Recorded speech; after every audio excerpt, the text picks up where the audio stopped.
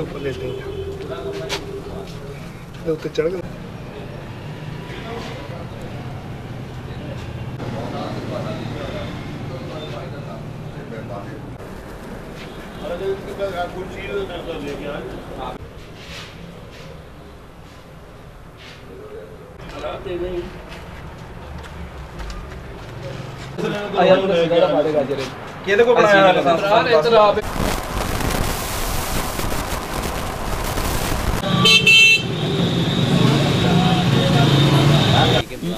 ये जो हमने छापा मारा है इसकी मुझे इतला हो रही थी, मैं थोड़ा सा बिजी था, तो जो ही मुझे टाइम आज फारिग हुआ फौरी मैंने इस पर एक्शन लिया।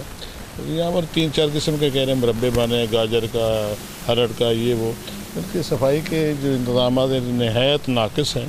और मैं किसी सूरत में ये इजाज़त नहीं देता कि इस किस्म का धंधा यहाँ चले, और इनके पास अगर लाइसेंस भी हो तो फिर भी मैं इसको कंसिडर नहीं करूँगा। इसको फौरी तौर पर सील करो और कानून के मुताबिक जो भी मेरे से हो सका वो आपके लिए बेहतरी के लिए अवाम के मैं करूँगा इंशाअल्लाह। सर जो ऐसे